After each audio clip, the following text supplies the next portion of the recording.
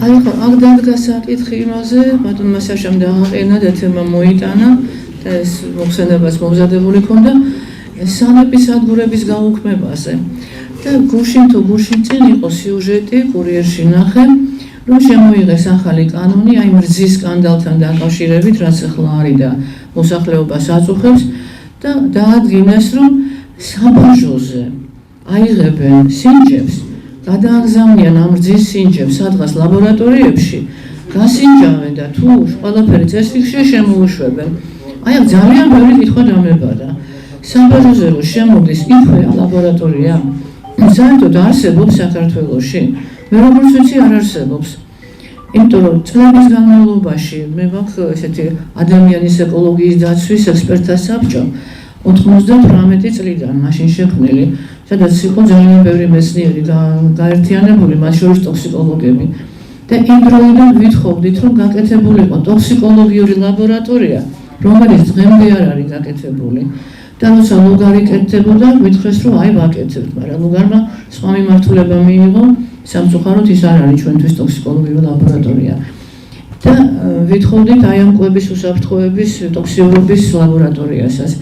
აი ახლა რაც გააკეთა იგივე კენედიმ, რაც დაიწყეს და დაანონსეს უკვე, ეს არის ტოქსინების შემოწმება ბავშვთა საკვებში პირველ რიგში, ამოღება ყველანაირი საღებავების, აი 1000-ნაირი კამბეტებში და ბავშვების კვებაში რო შედის ჟელატინებში და ასე შემდეგ და იმის დადგენა საერთოდ აი ჩვილების კვებაზეც არის საუბარი, სპეციალური დადგენილება ბრძანებულება გამოცა კენედიმ და მე დამებადა კითხვა აი ბავშვების ესე როგორ გასაკითხი რომ ზღურს დასაშვებ ზღურულ დორმაზე მეტი არ უნდა იყოს ტოქსინი.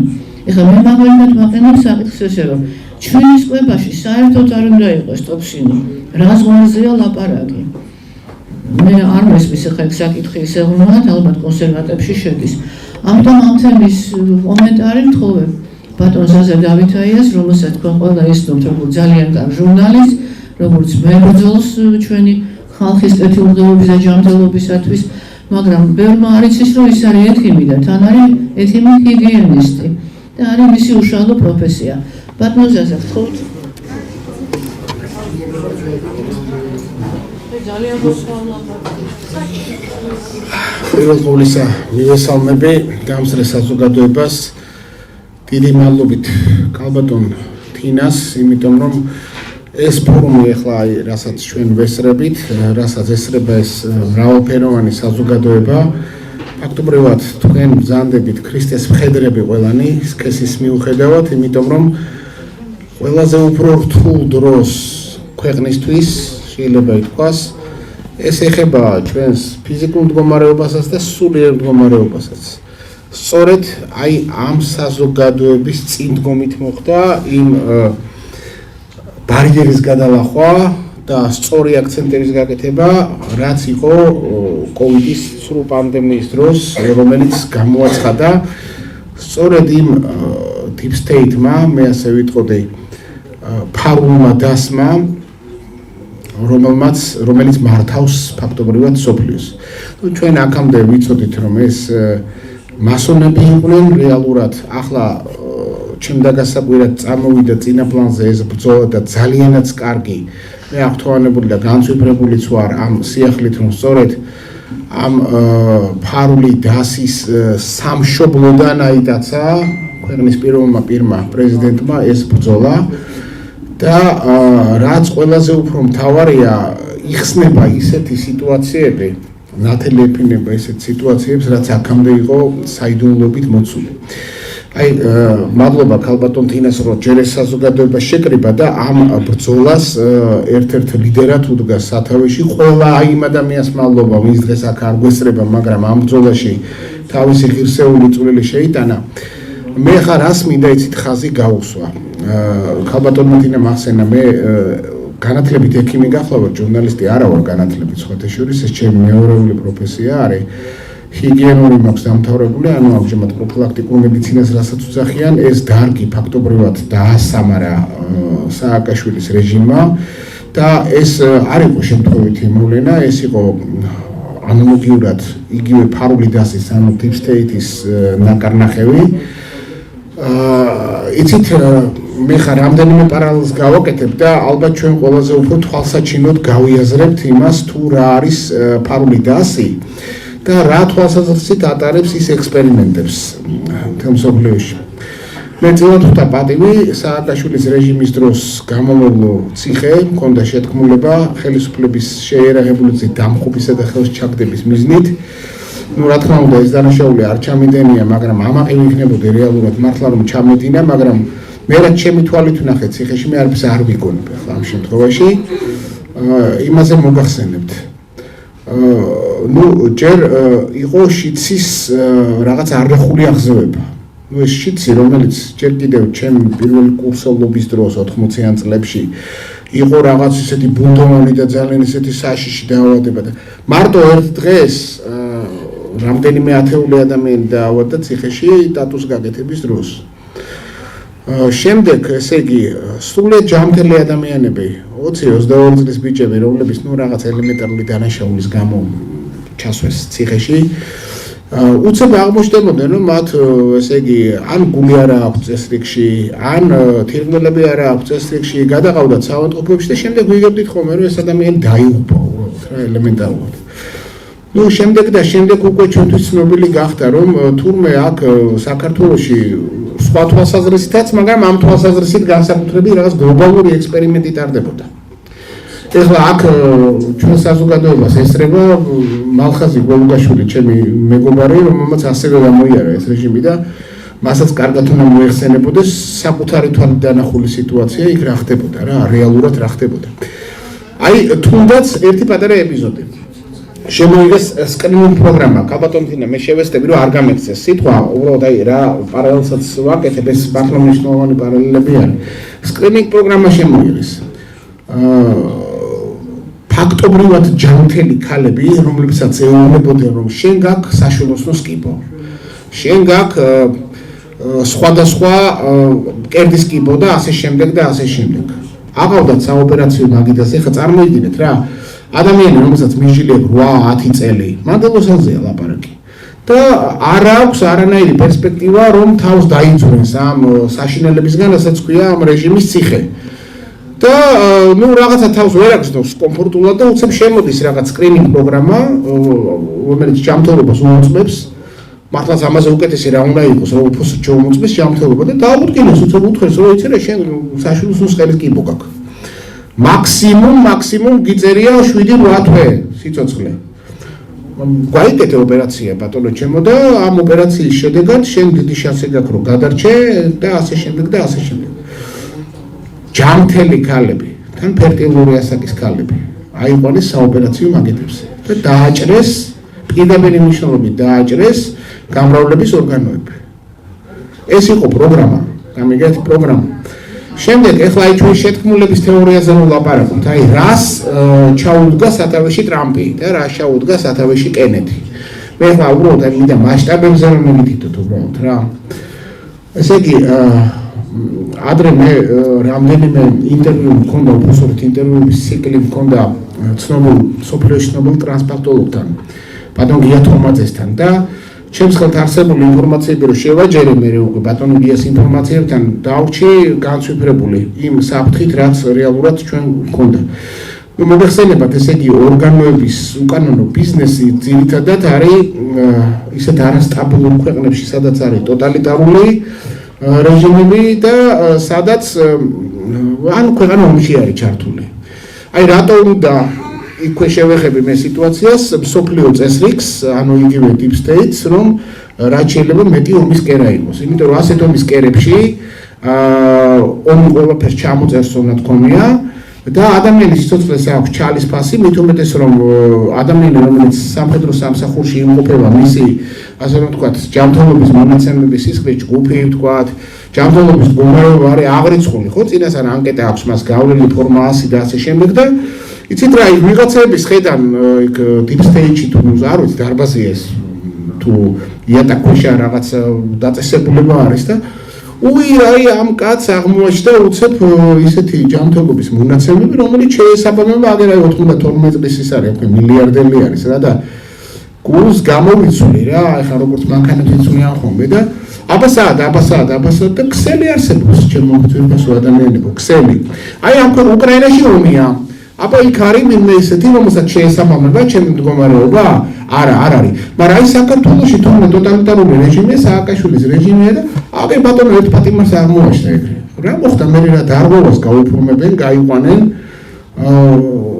ან ცემაში მომდება ან ინიექციას გაუკეთებენ ან რაღაცა და რა ქვია ამოუღებენ გულს და მიაქვს შემდეგ ის სიმციმ სხვადასხვა მე აფორმინა ვიტყოდ რომ ესე ადვილი არ არის შავი ტრანსპლანტოლოგია იმიტომ რომ ყველა ორგანოს გააჩნია თავის შენახვის ვადა შენახვის ფორმა ასე რომ აი მაგალითად გულის გადანერგვა ხო მისი ამოკვეთიდან ამ ორგანოს ამოკვეთიდან მხოლოდ რამდენიმე საათი არის შესაძლებელი ისიც იმ შემთხვევაში თუ სპეციალური კონტეინერით იქნება გადატანილი ეს ორგანო გაცილებით გავრცელებული ბიზნესი არის თირკმელების ბიზნესი ასე რომ ვთქვათ ეს აი უბილ საზოგადოებაში უფრო ფეხმოკიდებულია ერთხელ მოლდავეთში მოხდა 90-იან წლებში ერთ-ერთ სოფელში აღმოაჩინეს ადამიანები სოფელი აღმოაჩინეს რომელთაც ყველას ჰქონდა ესე იგი ცალმხარეს ნაჭრობები და აუგუსტა რომ ვიღაცებს ჩამოუვლიეთ იქ უცხოელებს აი ეს პირველი პერესტროიკის მომენტები რო იყო რა და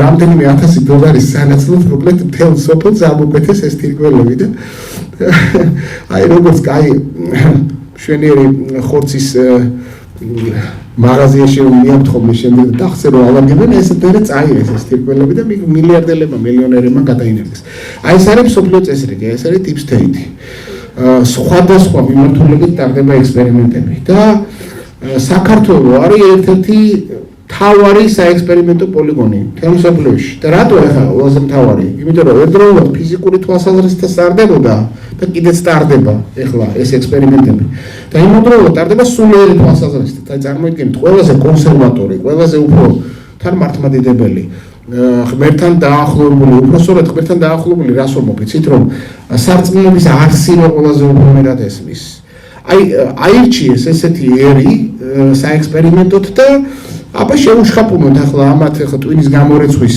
რა ქვია ვირუსი თუ რაღაცა და აბა ვნახოთ რა შედეგი ექნება აი ამ ნივთიერებას როგორ მოხდება მასის ხალხის ისე გამოთაყვანება რომ ადამიანები რომლებიც დედის და სამშობლოს გამო სიცოცხლეს წირავდნენ საკუთარ დედაზე სექსუალურად რომ გაიწიონ თქვენ წარმოიდგინეთ მოხდა არის ეს რეალური არის ასე რომ როდესაც ჩვენ საუბრობთ თქვა შეთქმულებაზე მსოფლიო შეთქმულებაზე ზოგადად ღიმილის მომგვრელია ეს პრესისთვისაც მე პრესის წარმომადგენელი ვარ პრესისთვისაც ღიმილის მომგვრელია პოლიტიკაშიც ღიმილის მომგვრელია არსად ამას ყურადღებით არ უსმენენ სერიოზულად არ აფასებენ ну იცით რა აი შეიძლება აქ ჩვენ საზოგადოებაშიც ახლა იმისმენთ ხო ვთქვათ რაღაცა დიდი მნიშვნელოვანი მოვლენების თვითმფრინავი თავად გახლავართ მაგრამ მე თავადაც როდესაც უსმენ ხოლმე რაღაც კონკრეტულ ინფორმაციებს ჩემ დასვენებამდე არ იქნება ესე რა ну თითქმის წარმოუდგენელი რაღაცეები ხდება თითქმის წარმოუდგენელი რაღაცები აი ახლა ნახეთ აი მივედი უკვე მე ჰიგიენისტი გახლავართ დავამთავრე ჰიგიენური პროფილაქტიკური მედიცინა ქვია მაგას ეს დარგი საერთოდ გააქრეს ახლა ერთ გენიალურ ასე რომ ვთქვათ მეცნიერს ალბათ ზოგადად ამეხმარება გამახსენოს ვის ნათქვამი აქვს რომ ჩვენ ყველანი ვართ ის რასაც ვჭამთო მართლაც ჰიპოკრატე ხო მართლაც ასე ახლა ადამიანი თუ ჩვენ იმ აპრიორს მიუდგებით რომ შედგება სულისგან და ხორცისგან სულზე ცალკე თემა არის ასეულო და ხორცი რა არის ხო აი ხა აი სცენარეს რასაც დაუყრის ასუქი იქნება ის თუ უკაცრავად ნაკელი იქნება თქვა თუ იქნება ბუნებრივი ჰუმუსით განაყოფიერებული მიწა და ასე შემდეგ იმითი საზრდოობს იმითი იზრდება ნაყოფსაც იმითი იძლევა და უკვე ბალახის ჭამელი თუ ხორც ნუ რამიშოლობა გამას ადამიანი რომელიც ამ ნაყოფს ყვეც და იგემებს იგივე ნივთიერებებს ითვისებს რომელიც ამ სცენარემ აითვისა ხომ სწორია თავიდან ბოლომდე არის გაყალბებული ხორცის საკვები ადამიანის საკვები იმისთვის რათა ადამიანის ფიზიკური სტრუქტურა იქნას შეცვლილი და მე მივდივარ იმ დასკვნამდე როგორც ჟურნალისტი და როგორც დიდი ხანია ჩემს სფეროში, ანუ მედიცინის სფეროსთან შეხება არ მქონია, მაგრამ მაინც ვაძლევ თავისუფლებას გავაკეთო ეს დასკვნა, რომ ეს ყველაფერი არის ექსპერიმენტის შედეგი. მთელ მსოფლიოში ხდება ეს ექსპერიმენტები, რომ ესე იგი პირობითად კიტრი არ მოდის მიწაში. ის უკვე სხვადასხვა ნივთიერებებით გაჯერებულ სითხეში იზრდება პირდაპირ და ჩვენ მოწმეები ვართ იმისი, რომ კიტრის გემო არა აქვს, პამიდორს პამიდორის გემო არა აქვს, უკაცრავად და ღორის ხორცს რო დაკლავენ, იმასაც რაღაც ჩალის გემოა და ჩვენი ბავშვობის გემოები დაიკარგა ელემენტარულად, იმიტომ რომ ბუნებრივი აღარაფერი აღარ მოდის. ესეც ექსპერიმენტის შედეგია და ეხლა წარმოიდგინეთ, საქართველო არის ის ქვეყანა, აი ხო უკვე თითქოს დედამიწა ვეღარ იტევს მოსახლეობას, მაგრამ ცნობილია, რომ საქართველოს თავისი ისეთი რესურსი გააჩნია, როგორც წყლის, ასევე საკვების თვალსაზრისით, კიდე მცენარეული, კიდე ცხოველური პროდუქტების საწარმოებლად, რომ მას შეუძლია პლანეტის მოსახლეობა რამდენიმე წელი გამოგოს თელმა პლანეტამ რომ არაფერი არ გააკეთოს. აი აქაც კი საქართველოში რეალურად რა მოხდა? თუნდაც იგივე ბალტიისპირეთში პარალელს ვაკეთებ, სადაც მეცხოველეობა აკრძალეს უბრალოდ აი რაღაცის დაუწესეს, კვოტები დაუწესეს და ეს გაფურჩქნული, განვითარებული, უზომოდ განვითარებული საბჭოურ პერიოდში ქვეყნები, რომელსაც მეცხოველეობა რძის ნაწარმი ესეთნაირად ჰქონდათ, ну, რა ვიცი, ძალიან ისე განვითარებული და მთელ მსოფლიოში საარაკო იყო, თქვათ, ლიტვური კარაქი, ხორცი და ასე შემდეგ, ხო? დაიქცა მათი ეკონომიკა, რეალურად ვეღარ აწარმოებენ ისინი. ეხლა წარმოიდგინეთ, ჩვენი ქვეყნის სახელი გეორგია არის. პირდაპირ მიწათმოქმედებიდან მოდის, წმინდა გიორგიდან მიწათმოქმედებიდან მოდის და მიწათმოქმედების ქვეყანაში რომ კიტრი და პამიდორი რაღაც ხსნარებით გაჯერებულ იმაში ქოთნებში კი არა, რა სინჯარებში რომ იზრდება და აქიდან რაღაც თითო 2 კილოგრამი ჯამთელი პროდუქტი რომ გააქვთ და იმის სანაცვლოდ პირიქით მოწამლული პროდუქტი რომ შემოაქვთ. საქართველოს მთელი მსოფლიოს გამოყოფა შეუძლია, მაგრამ ამ მთელ მსოფლიოს კი არა, საკუთარ თავს რომ ვერ ყვებავს. კაცი რომ მიწას მოწყვიტეს და უცხოეთში სვისი პინონკების მრეცხავად და წმენდავად გაუშვეს. ეს ნუ თუ არ არის ექსპერიმენტის შედეგი, პირდაპირ თვალსაზრისით არის ექსპერიმენტის შედეგი. და შემდეგ უკვე სადმოდივართ საბოლოო ჯამში რა, ეხლა აი ჩემგან ცოტა არ იყოს გასაკვირია, მე მაინც მედიცინის წარმომადგენელი ვარ და შეთქმულების თეორია თავიდან ვეთქვი რომ გიმელის მომგვრელია თქო ხშირ შემთხვევაში და არც სერიოზულობით არ უდგებიან, მაგრამ ჩვენ ხშირად გვაუწყდება ჩვენი ყველაზე უფრო მთავარი მისია ადამიანებს. რისთვის მოვიდით ამ ქვეყნად რა? ეს არის სულის ცხონება, ხო სწორია? და თუ კი იმაზეც ვიმჟელოთ რომ ადამიანი ხორცისგან და სულისგან შედგება, ხორცს რაც დამართეს და რა ექსპერიმენტები სტარდება როგორ მოგასცენეთ, ჩვენს ხორცს უბრალოდ უკაცრავად ცუდი გამოხატვა არის, მაგრამ ყიდიან ელემენტარულად, ჩვენს ორგანოებს ყიდიან, ჩვენს ჯანმრთელობას ყიდიან, ჩვენი შემადგენლობა ელემენტარულად, ჩვენ ჯანმრთელობას ვერ დავიცავთ, რამეირად დავიცავთ, როდესაც ჩვენი ჯანმრთელობას აკონტროლებენ იმ საკვებით, რომლის ალტერნატივა არ არსებობს უბრალოდ. რაც არ უნდა ძალიან მოინდომოთ ეხლა, ატყდა ეხლა ამბობ რძესთან დაკავშირებით. ხალხო რა რძე, რის რძე? რძეში რაღაცა აღმოაჩინეს? ნებისმიერი პროდუქტი აიღეთ. ნებისმიერ პროდუქტზე შეიძლება ანალოგიური სკანდალის აგორება, აგორებები არა, რეალობა არის ეს. ნებისმიერი პროდუქტი არის გაყალბებული. მე შეგახსენებთ. კარგით, შევამცირებ, კი ბატონო. მე მახსოვს ჩემ ბავშვობაში ყველა ოჯახში იყო ხოფერიას წიგნი. პროდუქტების სიგინა იყო იქ აღწერილი, აი ნამდვილი გაუყალბებელი ხორცი, როგორია, როგორი ფერი უნდა ქონდეს, როგორი სუნი უნდა ქონდეს, რძე როგორი უნდა იყოს. აი ეს ყველაფერი არის დაკარგული. ჩვენ ვართ ექსპერიმენტების პოლიგონი. ჩვენი მთავარი ფუნქცია და მისია არის ის, რომ პირველ რიგში მივხვდეთ იმას, რომ ექსპერიმენტების პოლიგონი ვართ. შემდეგ ჩვენი ხორცის და სულის მობილიზაცია მოახდინოთ იმისთვის, რომ ყველაფერს ავუდგეთ წინ. და აი ეს ყველაფერი ახლა, რისთვისაც ახლა ჩვენ ვართ შეგრებილი, რომ ვიხსენებთ კოვიდისთან ბრძოლას, ადამიანის ტვინის გამორეცხვის მექანიზმებს და მეთოდებს, თითქოს პირბადად შესაძლებელი იყო, თქვათ, იმ ვირუსის დაძლევა, რომელიც თვითონ გამოიგონეს, თვითონ გაავრცელეს და თვითონ ეკლავდნენ ადამიანებს. აი მთავარი ჩვენი მისია და ფუნქცია არის, რომ აი ეს გავასწროთ და გავაცნობიეროთ მთელი მსოფლიოს ეს ფარული დასი ვამხილოთ აი ამ შეთქმულებაში, როგორც ხორციელი თვალსაზრისით, ასევე სულიერი თვალსაზრისით და რა ვიცი, იქნებ სწორედ აქ შეკრებილი საზოგადოება არის ფუნდამენტალური საზოგადოება, ჯერ ხო ჩვენ ვიცით რომ საქართველოს უნდა გახდეს მამხილებელი მთელ მსოფლიოს წინაშე ანტიქრისტეს. თავარი ბრძოლა ჩვენ წინ გვერის, ეს იქნება ქრისტეს და ანტიქრისტეს შორის ბრძოლა და აი სწორედ ეს საზოგადოება იქნება, აი აქ შეკრებილი საზოგადოება, აუდაბაში შეკრებილი საზოგადოება, საიდანაც წამოვა მთავარი რაციონალური მითითება. როგორ უნდა დავამარცხოთ სოფლიო შეთქმულება, ფარული დასის, ჰიპსტერეთის შეთქმულება ცივili კაცობრიობის წინააღმდეგ. აპატიეთ რომ გამიგზავნოს.